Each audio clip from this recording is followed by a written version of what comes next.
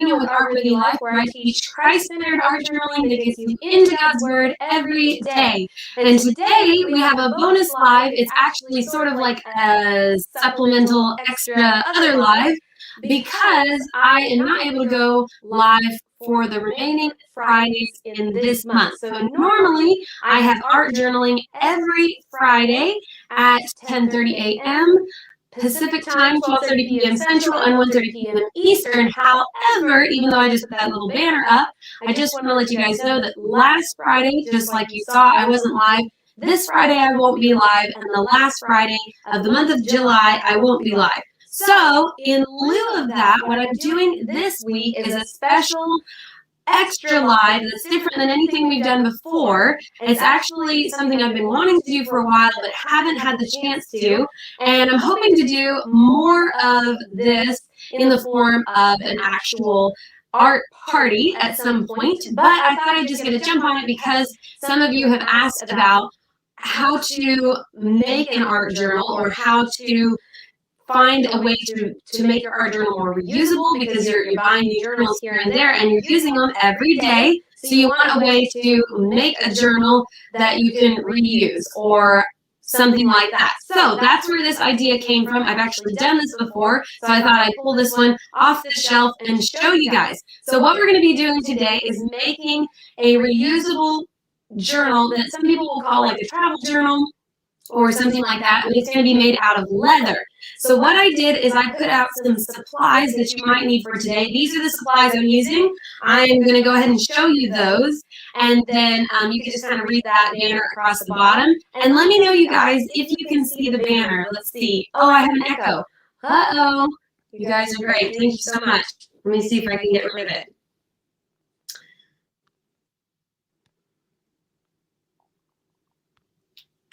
Okay, give me just a second.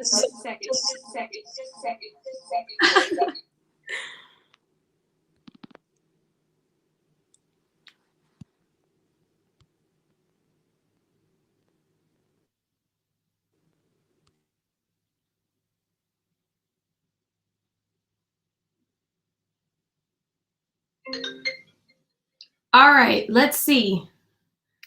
How about now? Are we good? I think we're good. Let's see. How about now, y'all? Is there an echo anymore? Oh, goodness. You know, I even checked everything to make sure I didn't, and I still did. Do I have an echo right now? You guys tell me. Thank you, Michaela and Bonnie and Valerie and Pam, who all were on and told me, all good. Oh, good. And Valerie, I can see your name, so that's really great. Oh, good. Pam, Bonnie, thank you so much. You guys are keeping me great. Hi, Michaela. Thank you. Okay. I'm going to redo that because I didn't want to have a super bad echo. So starting over just a little bit, we're going to be doing a specialty demo today, tomorrow, and on Wednesday. So like I mentioned, even though there was an echo, I'll just say it again. This month, for the last 3 Fridays in this month, I won't be going live on my usual time, which is normally 10:30 Pacific time on Fridays. So in lieu of that, we're doing a specialty demo this Monday, Tuesday, and Wednesday of this week. And if you want to join us, just catch me at 10:30 a.m. Pacific time, 12:30 a.m. Central, 12:30 p.m. Central, and 1:30 p.m. Eastern time, Monday, Tuesday, Wednesday, and we will be creating a really fun reusable leather art journal. So thank you for those of you that heard that I had an echo, and for bearing with me as I repeat that. But here are the supplies that I'm using. I'm going to go ahead and show you those. But before I do that, I want to get us started on the right foot with some scripture. So for these 3 days, we're going to read through one passage of scripture, and that is going to be in Psalm 34. And today we're just reading Psalm 34, 1 through 3. And I wanted to read this just because it's so uplifting to the soul, and it just reminds us of who God is and where our focus should be. I just came from a family camp this weekend. Was so uplifting, and we got to hear a great speaker who was talking about reminding yourself what heaven is like, keeping your focus on heavenly things. And obviously we have this life to to live. We have this life to live, that we have to be in the moment and present here as well. But we have to remember that this world is not our home. And so I just thought reading this scripture would also be encouraging for those of you that maybe have a hard time remembering what kind of God we actually serve. So I want to read that. Let me make sure I'm not missing comments. Hey, Tammy, I hope you're doing well. Glad to see you on. So, and make sure I'm live on Artworthy Life, you guys. I think I am. So just tell me if I am. All right, so Psalm 34, 1-3. Here we go. I will bless the Lord at all times. His praise shall continually be in my mouth. My soul shall make her boast in the Lord. The humble shall hear thereof and be glad. Oh, magnify the Lord with me, and let us exalt his name together. And we can do that in lots of ways, magnify the Lord together. One of the ways we can do that is praising him and singing together. We got to do a lot of that this weekend. You can also do that by serving together. So there's so many ways to magnify the Lord.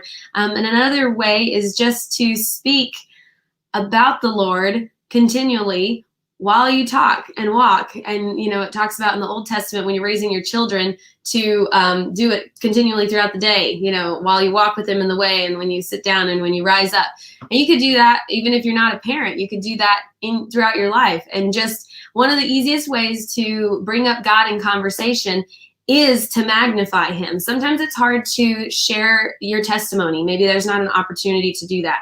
Sometimes it's hard to share just the gospel and what someone needs to do in order to be saved. Sometimes that's hard in context. But one of the ways you can ease into that if you have trouble is just to keep your eyes open for the beauty and the wonder of God and bring it up in conversation. So if it's a beautiful day, just be like, wow, God just made this sky so incredibly gorgeous. Can you believe that? And I think that's the easiest way for me to talk about God on a regular basis, is just to bring him up in conversation and remind people of the things that he has done just in daily life. So that actually happened to me. I was getting fingerprinted for a license and different things that I had to get. And the lady was using this really cool fingerprinting machine that like scans it instead of the ink, so you don't get any ink on your fingers. It was really cool. And so I'm watching it, and she's telling me how to roll my finger on there like that. And, you know, I'm watching my fingerprint just go onto the screen, and it's drawing it as I go. And she's doing each finger. And I just, you know, I thought, this person, I'm never going to see this person again, probably. And how do I mention God to them or remind them that there's a God? And I'm looking at this. I think it's a matter of keeping your eyes open for those things that are so wonderful, like wonderful as in cause you to wonder about God. And I'm just watching my fingerprint go onto the screen. I'm going, wow, isn't it incredible that everyone has a unique fingerprint? Isn't that amazing? I mean, God created each person with a unique fingerprint. Not only did he create all of these people, but each person is unique individually. And she's like, yeah, that's really true. And then I said something about like, you know, the plants in the world. I can't remember if I used plants as an example or people or animals or something, but like, you know, he created all this variety in creation, all these plants that each plant, a rose, you know, a clover, all these different plants, corn, all this stuff is unique in of itself. But then every single rose is unique too. So like, that's how big God is. So anyway, I just kind of briefly mentioned that in passing while she's doing my fingerprinting. And my dad came in after me and did his section, and he said, she wanted me to tell you that she was really blessed by that.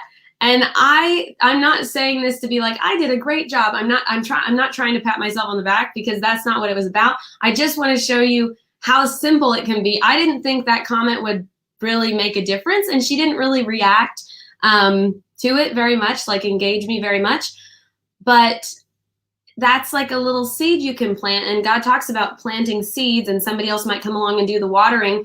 Maybe she just needed a little nudge in that direction. Who knows? So anyway, one of the great ways we can talk about God all the time is to magnify his name and draw people's attention to the beautiful things. If you have a hard time talking about God on a daily basis, that's one way to do it.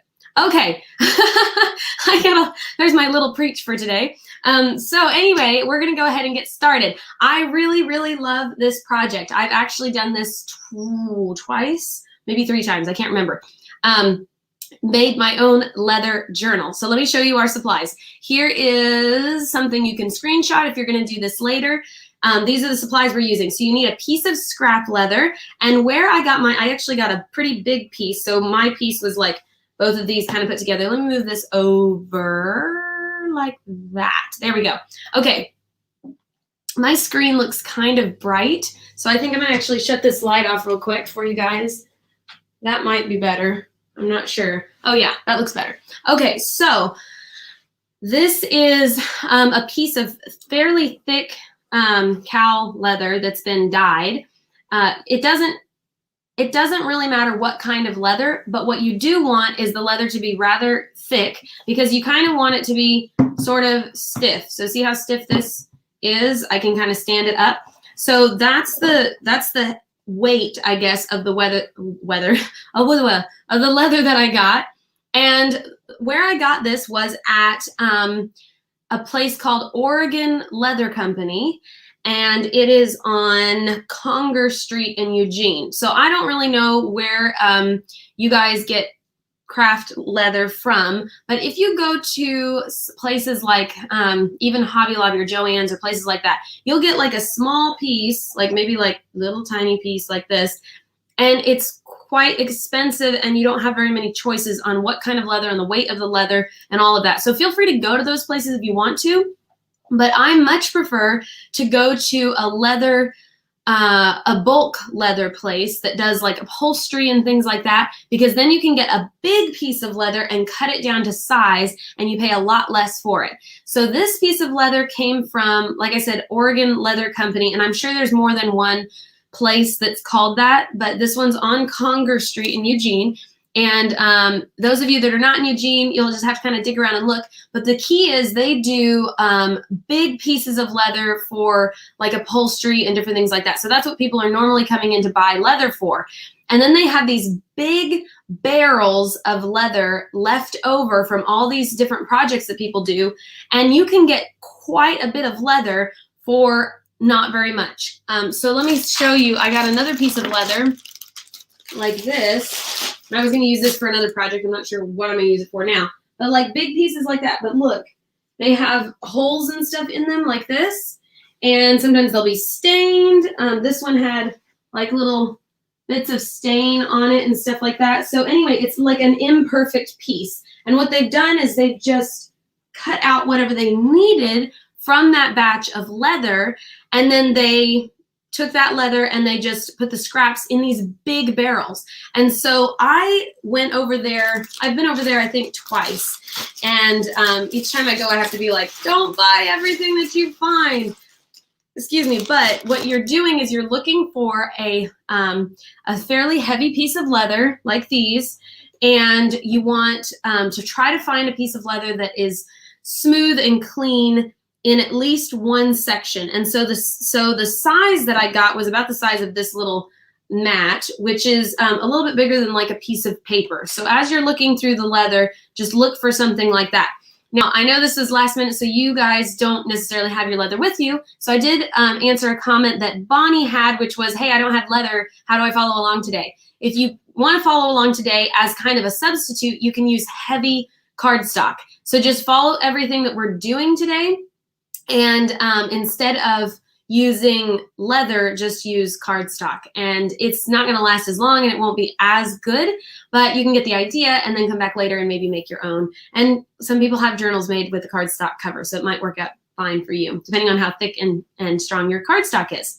Okay, so that's where I got this one. And I probably got, I don't know, this big piece of gray leather, this one, and I had another piece, and I probably paid like $15 or $10 or something like that. So really not that much for nice leather. I also bought the leather for this journal. So let me go ahead and show you what the journal is supposed to look like when we're done, and then I'll go over the rest of the supplies. So this is the idea of the type of journal that I'm making. It is, the cover is made out of leather. but then you have this elastic cord in the center that holds it closed, which is optional. You don't necessarily have to have that. And then on the inside, there are these little inserts, and I make these little things too, which I can talk about later. But then they have these little inserts. Each of these is its own book.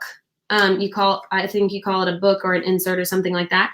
So each of these is its own book, and they sell things like this at Hobby Lobby and other craft stores, journaling stores, stuff like that. They sell them online, and they're made for whatever particular brand of journal that fits them. So you can buy something like this and these little insert type things at a craft store. So feel free to go do that if you want to, but this is a way you can have it personalized, totally personalized, exactly the size you want, and maybe save some cost while you're at it, because I made all of these by hand. I decorated the front of this one. It says watercolor. This is one that I used years ago, and I did my art journaling inside of it. I really had fun with this one. I did a lot of fun journaling in here at Christmas time and all of that. So really a fun journal for me. And then there are more than one of these inserts in here. So the idea is, say I fill this one up completely, but I have this beautiful, leather journal that I want to keep using, but I've already filled up the journal inside. So the cool thing about these is, because they're these little booklets, you can just slide them out. And this is actually a little pocket I made to go with it. And here's the little strap that holds it on.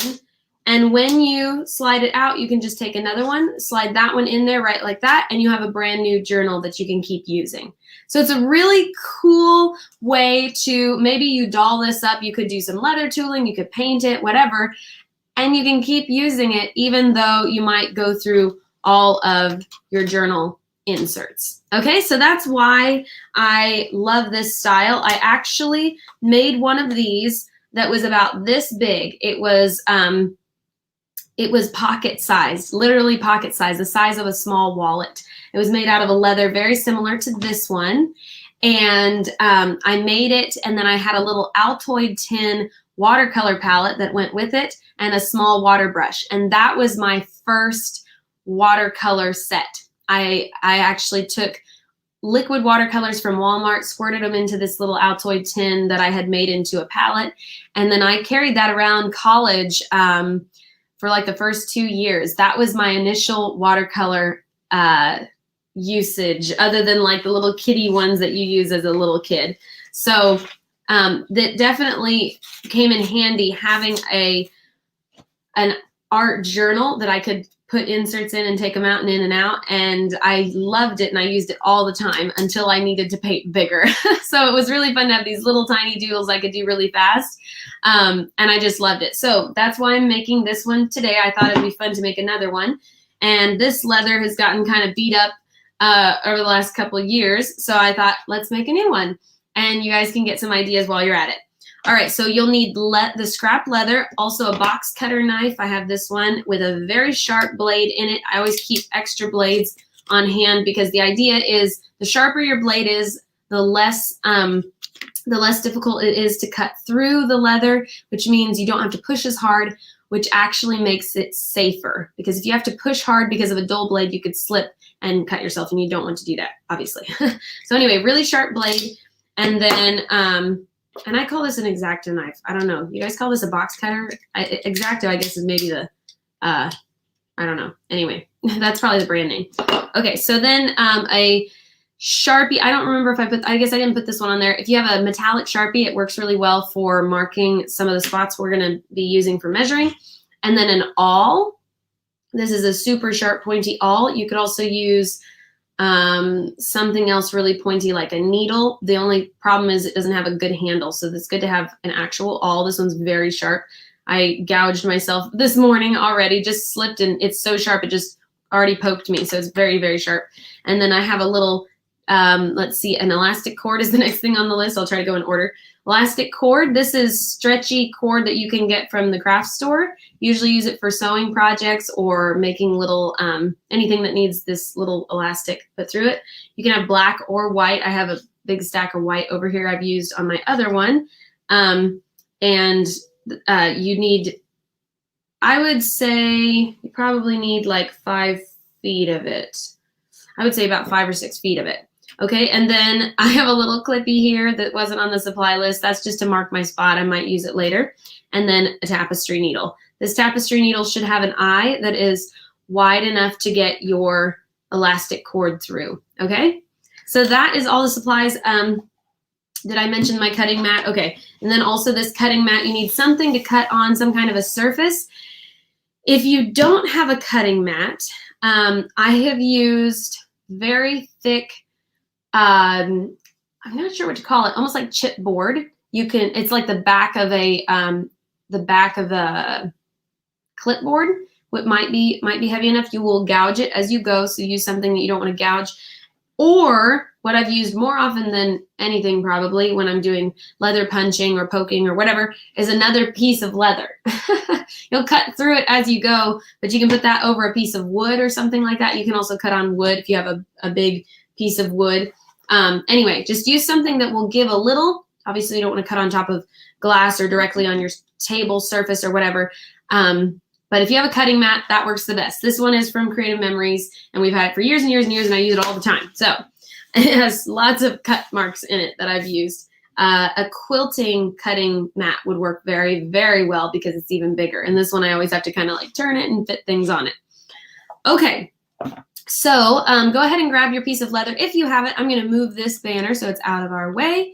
And we'll go ahead and get started. Let me move my face too. There we go. Yeah. All right. So this piece of leather, ooh, I should watch comments. This piece of leather, let me ask you guys, have you ever worked with leather before? And what did you make? Have you done any leather tooling or made anything, sewn anything? I'd love to find out who is already kind of in this zone. Okay, so what we're gonna do is cut this down to size. Now I've already cut it most of the way because it takes a little while, but it actually is not very difficult. So what I did is I lined up one edge. I cut one edge perfectly straight. Jackie hasn't used it. Hey Jackie, I didn't know you were on. That's great. Oh, I do see your other comment. So glad to see you. Tammy says she was shocked to see me. She's in Tennessee with her sons and grands. Oh, that's so great. Have fun. I'm so glad for you. Bonnie has never used leather before. Ooh, okay. Well, I love leather because it doesn't have to be sewn. And I actually love to sew, but sometimes you just don't have time. So leather's really nice because you just cut it and it's finished. The edge is finished pretty much. You know, I mean, there are things you can do to finish the edges of leather, but you don't have to for this project. Okay, so what I did is I cut a straight edge on one side. So that just basically meant I took my ruler on a piece of leather like this one that had, you know, weird wonky edges, and I just made one straight edge across that edge. And then I used that one straight edge as my guide for the other edges. So once I had that straight edge, I turned it and I lined it up against one of the lines of my cutting mat. So my cutting mat has lines on it. I lined it up perfectly as best I could. Nobody's perfect. And then put this ruler on the edge here and lined this ruler up with 2 points on my cutting mat like this. So I just looked and went, okay, this is straight. And then I cut on that edge.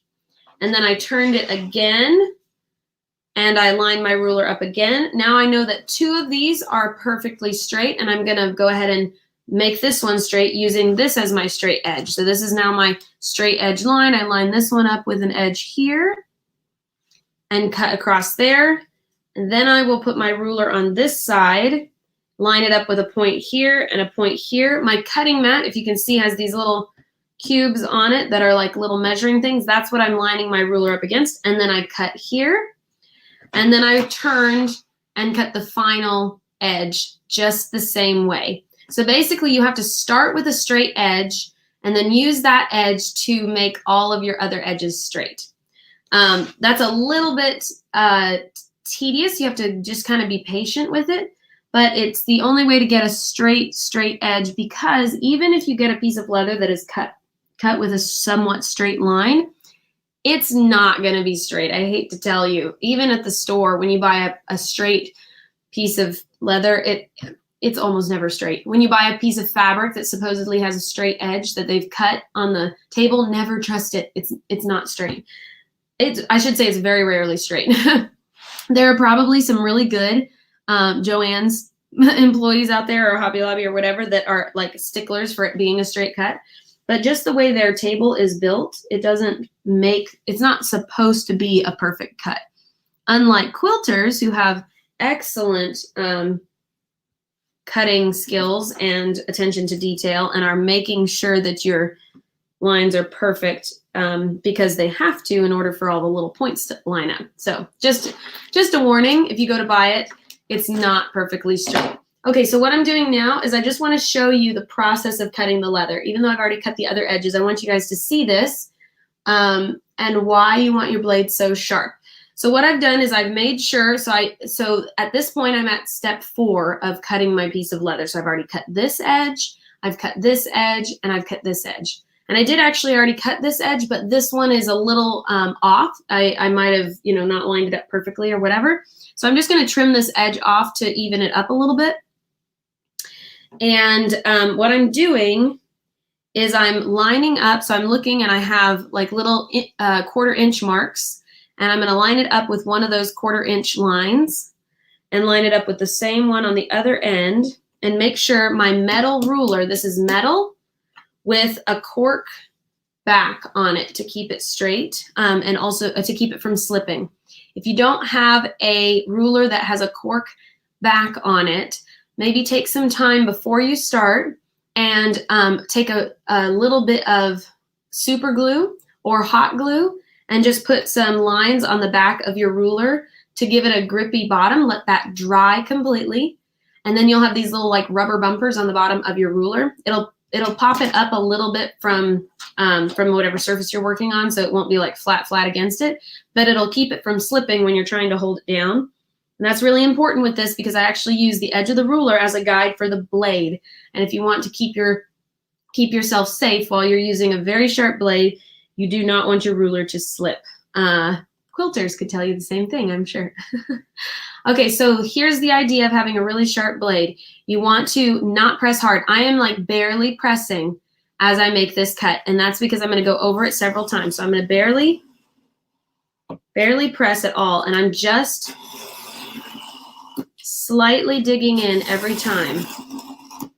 And this also keeps it keeps my line straight, much straighter.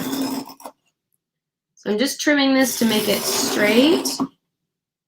And my bottom edge is straight. And I'm just gonna gently cut it until it goes all the way through. That's all I'm doing. I'm just gently cutting it. I'm gonna pull that blade in. You always pull your blade in as soon as you get done using it and set it down. You don't want that blade sticking out because it's super sharp.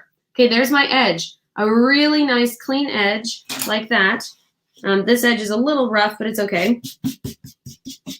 And that's all I needed to do. I can come back and check to make sure my edges are straight now, which they are. I do want to kind of get rid of some of the little fringe over here that happened just because I probably didn't press, I didn't angle my blade very much over here. So I'm just going to trim off these little fuzzies that happened over here. And the same thing, I'm not pressing very hard at all. I'm just letting the blade do the work. And once the blade can go over that 2 or 3 times, it will cut it and it will be a pretty clean edge. Look at that.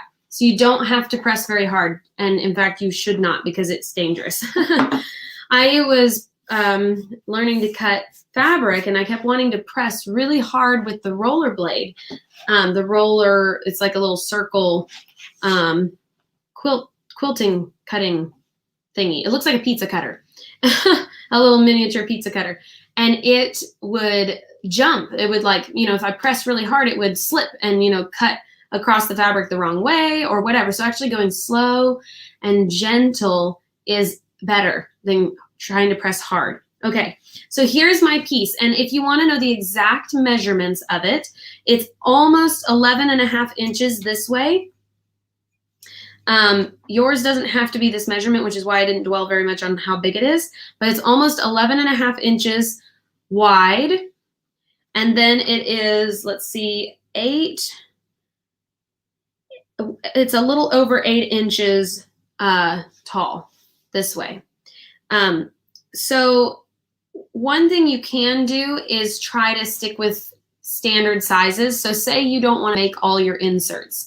You could go to the store, buy an insert that you know you're going to be able to go get consistently, and then measure and make sure that your journal is going to be that size. Another thing you could do is if you want to just be able to fold paper over and put it in your journal easily, you could use a 8.5 by 11 measurement, which would mean that your piece of leather here would be 11 inches this way and 8.5 inches this way.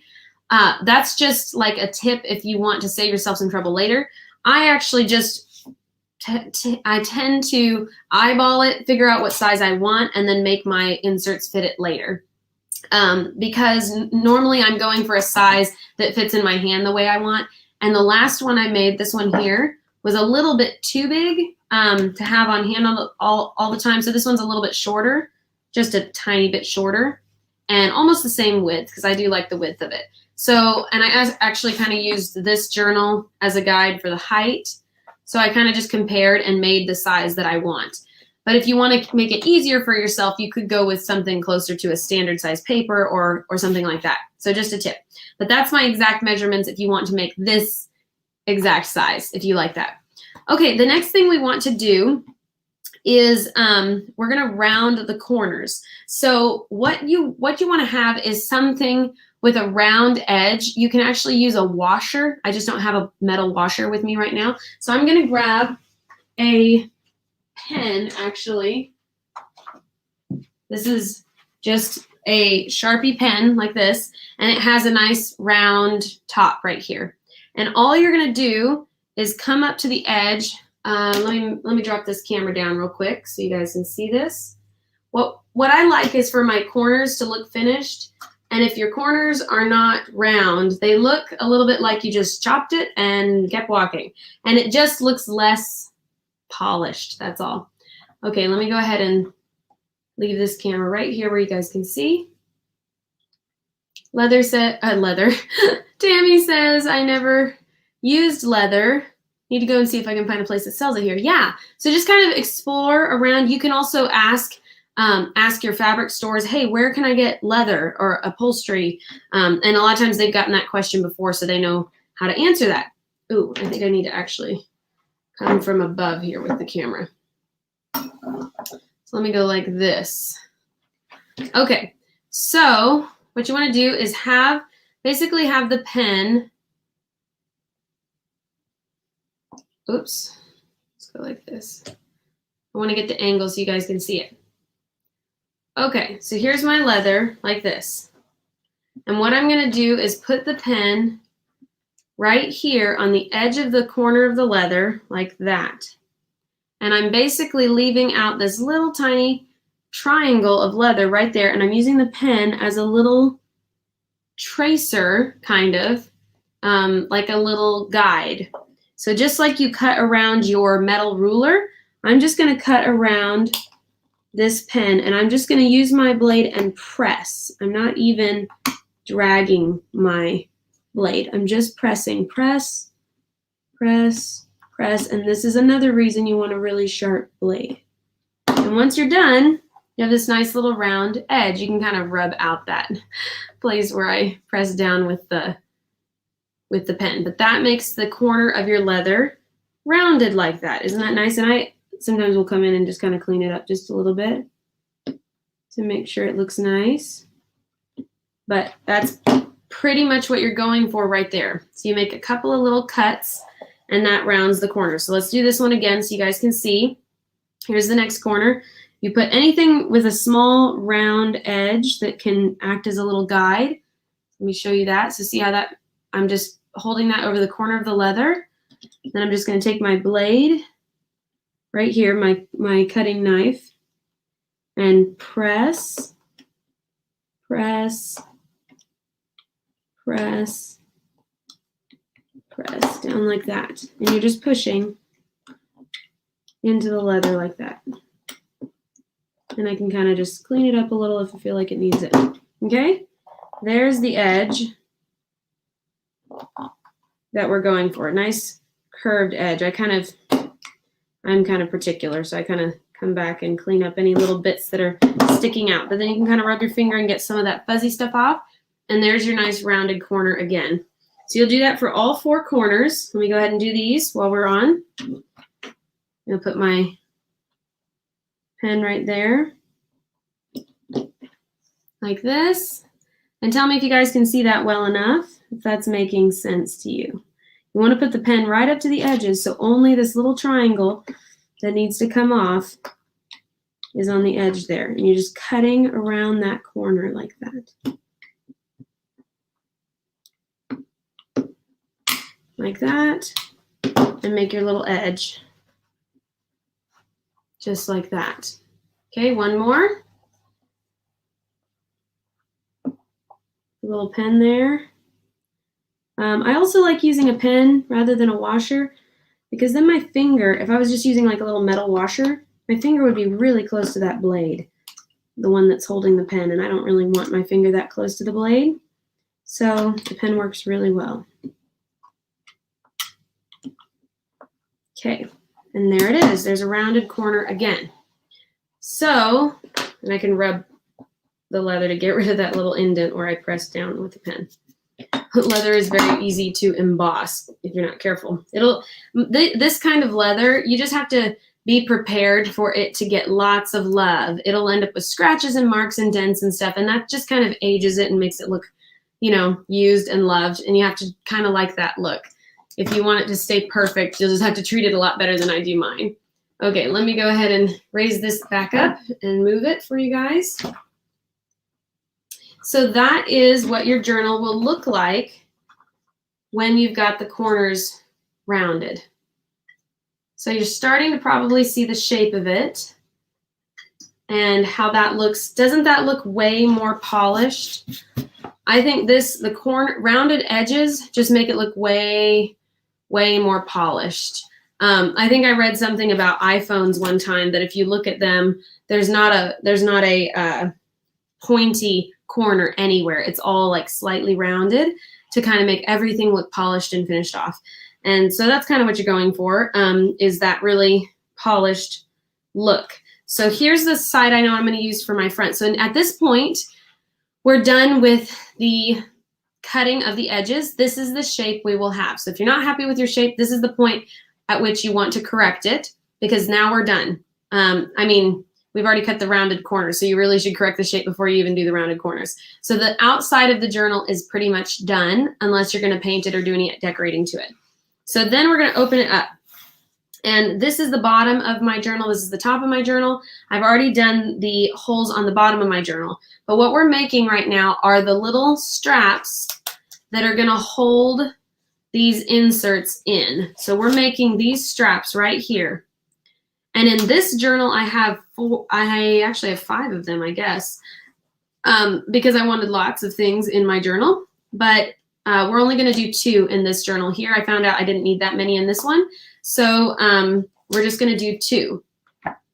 So the way that you do that is you take your ruler and hold it over your journal like this. I have my journal with the inside facing me right now. This is the outside.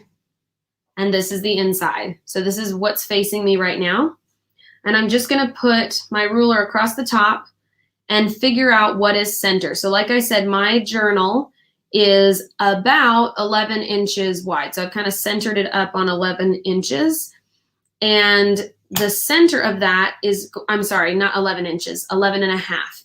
So my journal is about 11 and a half inches. So center is 5 3/4. So all I'm going to do is put a little dot at center for my own guide for my brain. So at 5 3/4, that's going to be center right there. So I have a little dot there. You guys can probably see that little tiny dot. And that's just going to tell me where center is, so that I can measure out these next 2 dots. So I'm going to measure down about 1/4 inch. I know I want my first holes to be about 1/4 inch down. So I've put that dot at about 1/4 inch just by eyeballing it. So I'm down about 1/4 inch this way. And so with my ruler about 1/4 inch down into the leather, I'm going to center up on that dot. And from that dot, I'm going to measure over 1/8 of an inch. So 1/8 of an inch over from my center, I'm going to put a little dot. And 1/8 of an inch to the right of center, I'm going to put another little dot. Like that. So I should have 3 little dots right there. And the only ones that matter are the 2 on the outside.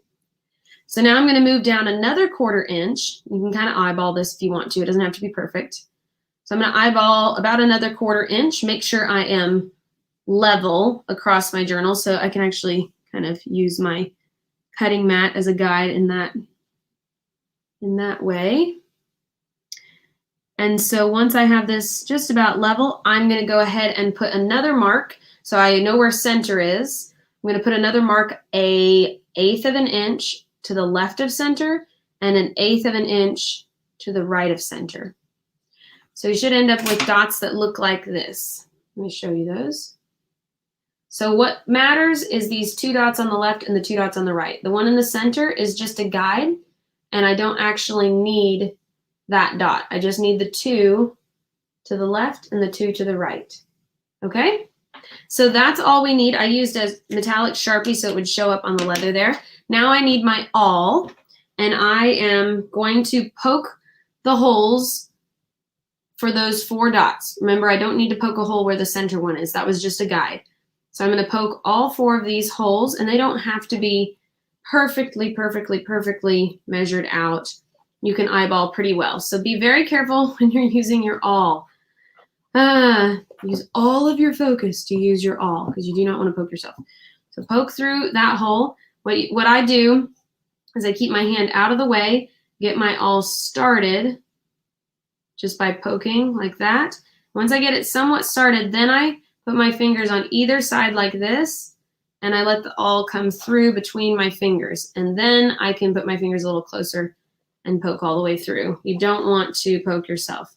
And then I kind of rub my awl back and forth a little bit carefully so I don't gouge myself until I feel like that hole is nice and solid. I'm going to do that again for the next 2. Gentle, really careful. Do not hurt yourself, please. That would not be good. If you are under the age of 18 or you're a kid, I guess is the way to say that, maybe get some help. I know I did this when I was younger too, but just, make sure, I know I sometimes have viewers viewing with their parents. Just make sure the parent is available. Okay, so also, if you don't have an awl, I've used a big, thick tapestry needle before, like I said, but it is much harder because it doesn't have a handle. So what I'm doing now is I'm poking those same holes from the other side. I always feel like if I poke them from the outside in last, it makes the outside look better. So just a tip. And I've actually already poked the ones for the bottom, so I'm just going to run my awl through those again. This is another cool thing about leather. If you were sewing, you would not be able to just poke a hole and leave it. You'd have to use a grommet of some kind to keep the edges strong. But with leather, as long as you space it out enough, it's not going to yank out as long as your leather is strong. And so that's a really fun thing about leather. Okay, next we're going to string to put our strings inside the journal. So I'm going to put a piece of this elastic cord through my sewing needle. This is actually a tapestry needle. And the way that we're going to do this is we're going to have 2 different straps here. We want them both to end up on the inside, obviously. So what we're going to do is I'm going to pull quite a bit of cord out of here. Let's see, I will pull about 1 yard out. I'm going to do more than I actually need, just so I don't end up with it being too short. So I'm going to cut that. And what I'm going to do is just tie a little knot on the end, just in case I happen to pull hard and I don't want it to come through. So just like when you're sewing, oops, you guys can't see that very well.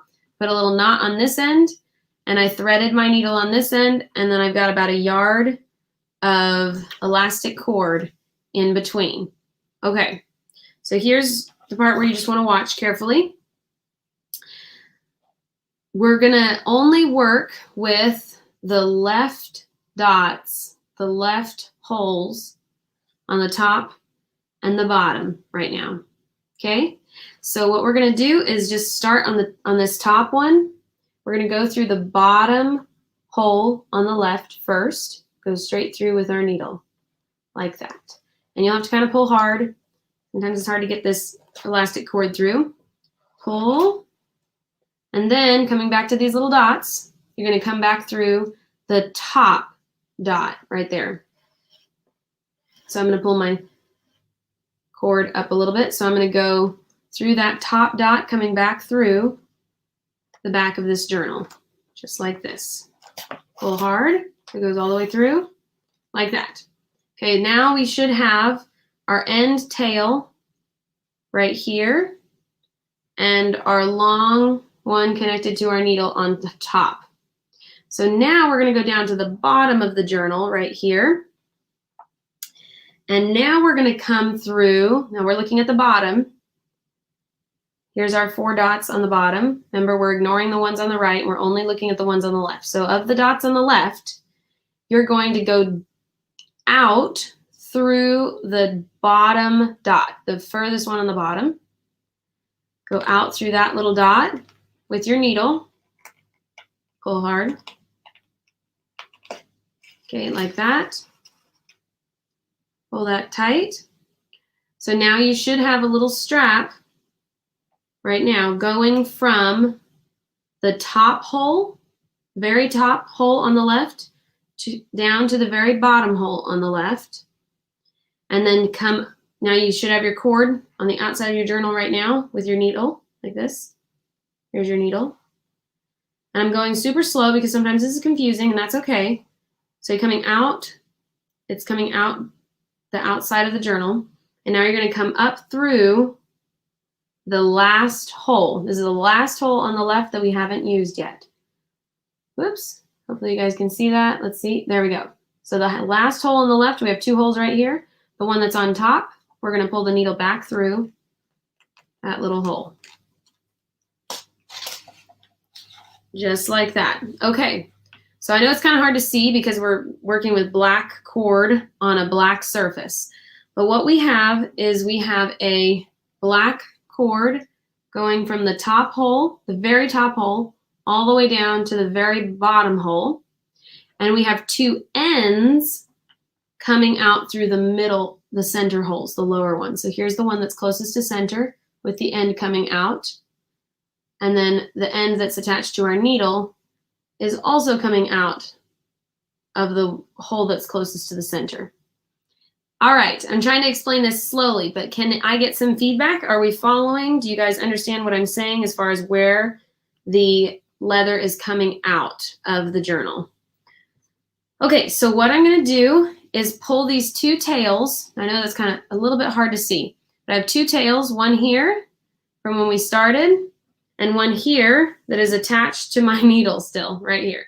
I got these 2 ends. And what I need to do is tie these ends together. So I'm going to cut this. What you want to do is pull this cord tight, and you want this cord pretty tight. So I'm going to tug quite a bit on this cord.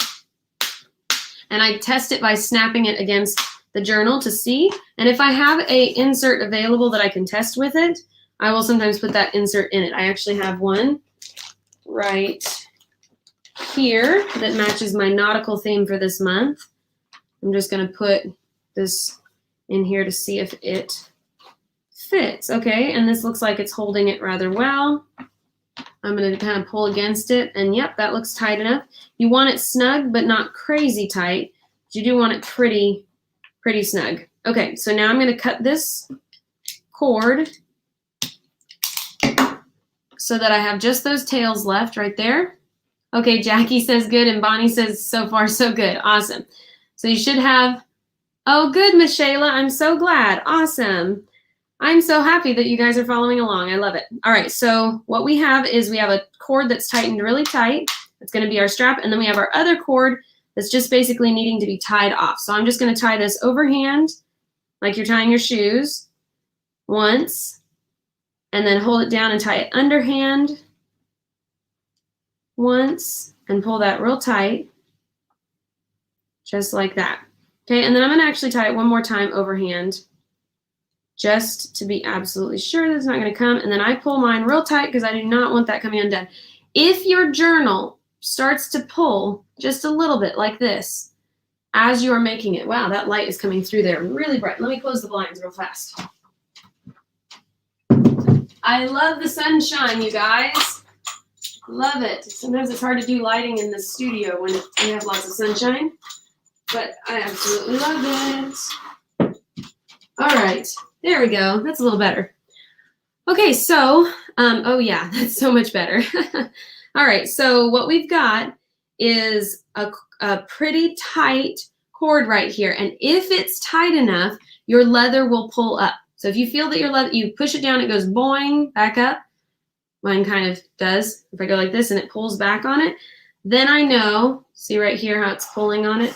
Oops, kind of hard to see at that angle. It's actually pulling it together. If it's doing that, then you've done it tight enough. If it's not doing that, either you've got really, really good leather or it's not quite tight enough. I'm going to trim the edges of this. I'm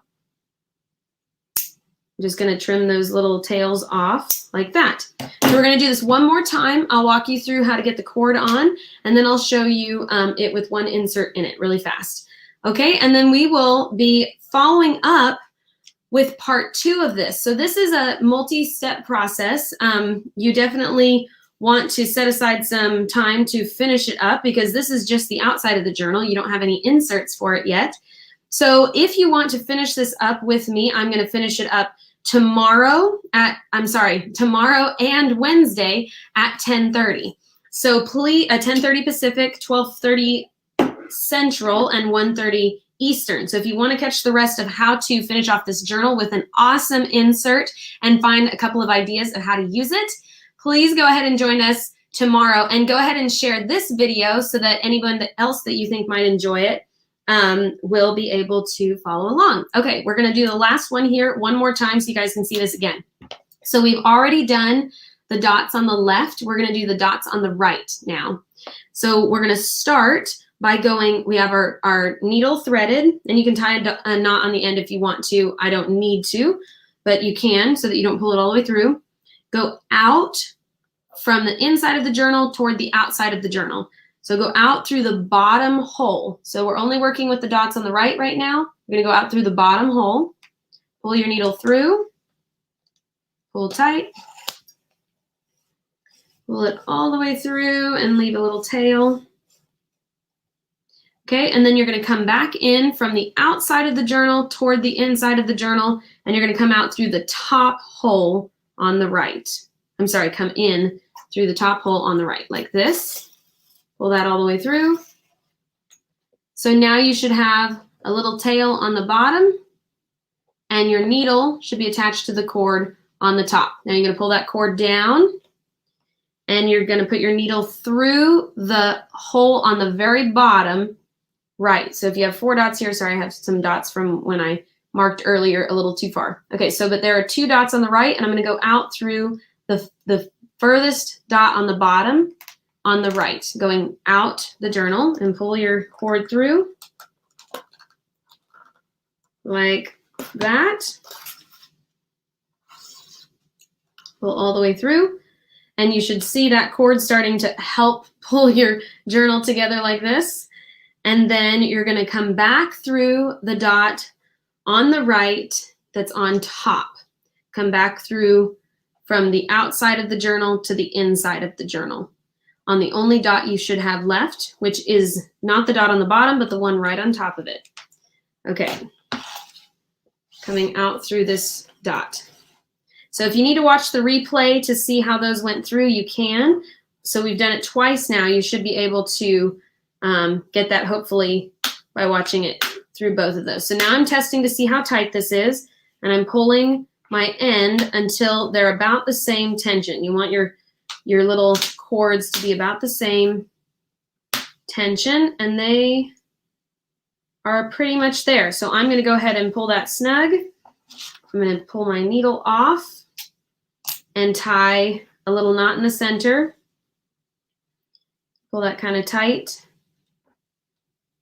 And I'm going to do an overhand knot like that, and then an underhand knot overhand. I gotta kind of hold it. If you have somebody who can hold your thing for you, could somebody hold that for me, please? If this wasn't virtual, I could have somebody come help me. But anyway, you just hold it and then do your underhand knot. Try to get it tight as much as you can. And then I do one extra overhand knot just to make sure it's not going to come undone. Thankfully, the way the elastic cord is made, because it's kind of wrapped in fabric and then it has the rubber on the inside, it doesn't tend to come undone, especially when you do it 3 times like that. Okay, and then I'm going to cut these tails off, trim that like that. And this is our little travel journal so far. So you should see, and this is what I'm testing, I'm just making sure that my cords are nice and tight. One of my cords looks like it's tighter than the other. That's okay. It won't matter once they're stretched out, but you do want to kind of try to get them even. Okay, I just pulled on that one and it looks like it evened up a little bit. So that should be fine. And you just kind of want to see if they are bouncing up like that. And as long as they're pulling in on your journal, there's enough tension on them to hold and insert in. Okay, so I'm going to go ahead and fold this over and show you. This is what the journal looks like when it is closed. So what you can decide is whether or not you want a strap to go around the center. It's kind of up to you whether you do or not. This is what it looks like. I have found that if I have an insert that's pretty thick on the inside, sometimes the journal doesn't stay closed. And so it's nice to have a little strap right here. And mine has torn at one point because I used it and I had to retie it. But anyway, normally it would just be one clean loop over here. And then I can pull that loop around and it'll hold that shut. I can also put little charms and things on this strap, which is kind of fun to decorate your journal. But if you don't want to do that, it still looks really nice to have just the journal like this. So for right now, I'm not going to put that strap on, but you guys should tell me in the comments, do you think this journal should have a strap or if it should just be like this? And then I'll decide which one I think looks better, and we'll come back to it on Wednesday. So let me just show you what it looks like with an insert. Like I said, I have this little insert that I made. I actually sewed this one. And this is actually a pocket insert that's made out of fabric. And I can put little stickers and things in here. But then I also will make a paper insert. And if you want to see how to make a watercolor paper insert that will go inside your journal, you should come back tomorrow because I'm going to finish that up tomorrow. But here's what it looks like just so you guys can see something inside of it. I'm just going to pull one of these straps up, slide this little insert in like that, and then lay that out. And now, because this is fabric, it'll try to buckle just a little bit, but with another insert in there made of paper, it'll hold it down straight. Oops, let me move that. There we go. Okay, a little alarm trying to go off. Can you guys still hear me? Without an echo, I should ask.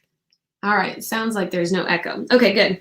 So yeah, that's what it looks like. This actually is a piece of navy fabric from a skirt that I made. And then this is a patch from the inside of my dad's leather jacket, which I thought was really cool and very nautical, not nautical, but navy looking. So when I did a whole themed insert for my other journal, I had all these red, white, and navy colored inserts, and I loved this patch, so I appliqued it to the top, to the front of this insert.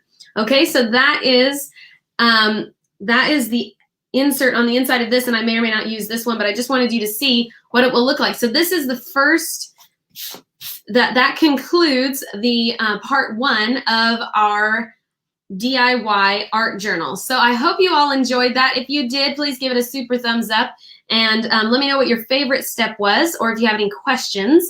And if you want to see the rest of it, come back tomorrow and on Wednesday when we will finish up. Let me go ahead and put this up here and make sure I didn't miss anything. Let's see. Oh yeah, so I will put this up here. So join me for part 2 tomorrow at 10:30 a.m. Pacific time, and you can see those other times, Central and Eastern. And I will be completing this journal in the next 2 days.